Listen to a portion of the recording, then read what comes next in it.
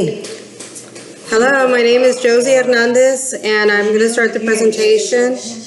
This is my family. As you can tell, we have several people here, so we're going to get started.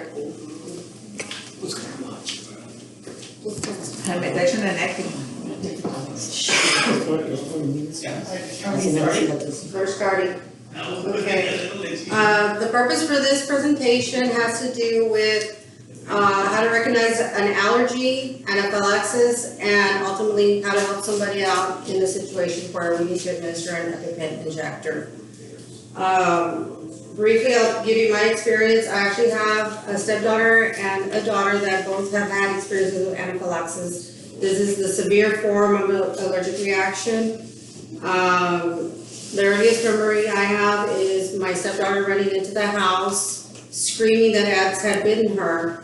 And when I turned around to look at her, she had actually gone ahead and her face was swollen, her lips were swollen, her face was flushed, and she had she was panicking a lot. She did have a history of having an allergic reaction to shellfish and to iodine.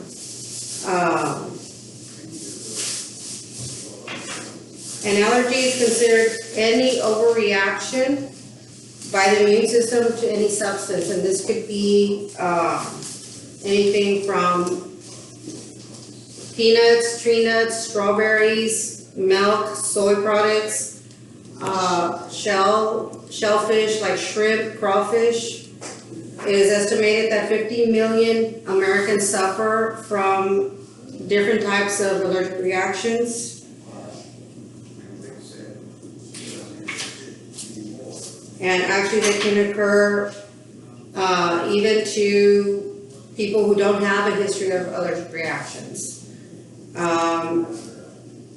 Okay. Common allergies, we already went over, were peanuts, tree nuts, strawberries, milk, eggs, soy and fish.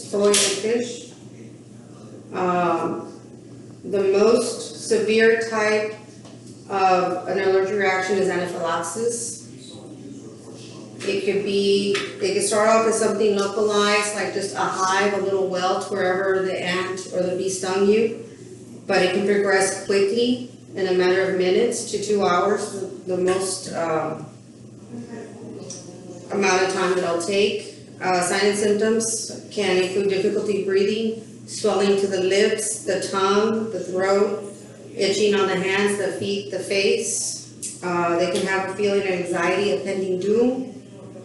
In smaller children, it's very common for kids to have nausea. They can vomit, they can complain of a severe headache. And usually, by the time it gets to that point, they can also have wheezing, which is you could hear them breathing or having difficulty breathing. The importance behind this is that if it's left untreated, the person involved can die. It can progress from, they can have seizures, they can have cardiac issues, they start having difficulty breathing, and eventually they can die. It's estimated that 1 out of every 13 kids will have an allergic reaction, and 1 out of every 10 adults will have an allergic reaction. Out of these, anywhere from 0.7 to 2% will die due to this reaction. The next thing I'm going to cover is how to administer an EpiPen. If you ever have somebody in your family or a friend or just somebody that you work with, that even a student that comes to you saying that they can't breathe, one thing that you can do is ask them, well, are you having an allergic reaction? Do you have a history of having an allergic reaction? Adults can usually tell you, yes, I'm allergic to this or that. And they'll even volunteer saying that they have an EpiPen in their pocket, in their purse. This does happen in schools frequently. For children, they might not always be able to tell you, but you do need to ask them, well, can I help you? Is there anything I can do to help you? And you usually have to get some kind of consent, either from the adult or the child. If you do get help, if they don't want any help, then you still need to call 911 or an ambulance or somebody who can help in that situation.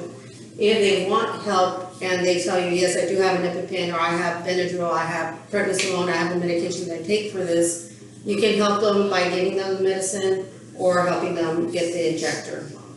This is what an EpiPen auto-injector basically looks like. This is just a demo. The actual one is a glass injector, and the medication is in there. Whenever they tell you, yes, I need the help, this is what you're gonna offer them. You're gonna give them the EpiPen, and the injector actually is pretty much the same. The injector is actually very similar to the actual product, and the procedure is the same. Whenever you get the injector, the first thing you're gonna do is carefully take it out of the container. Make sure your hands don't pass to the open end. The actual injector will have an open end, and you're gonna go ahead and grab it firmly in your hand.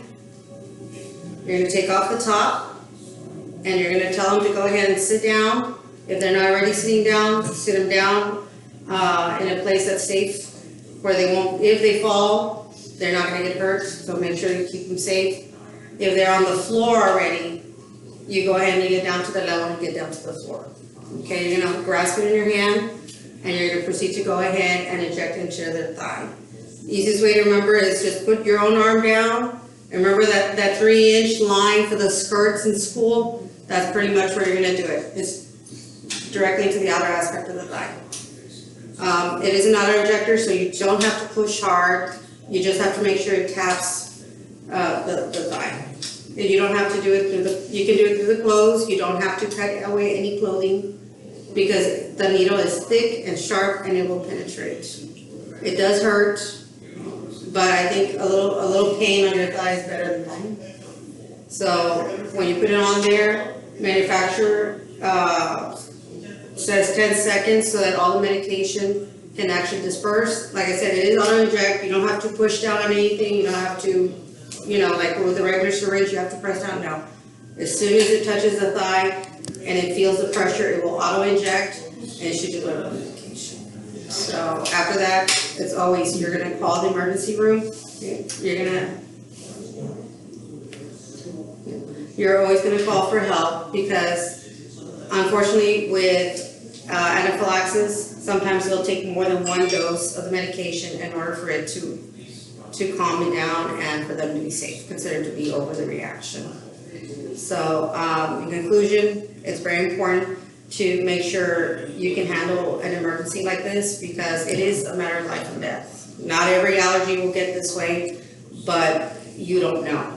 So it's always better to at least have an idea of what to do and what to look out for, so that you don't panic and you can actually do the right thing.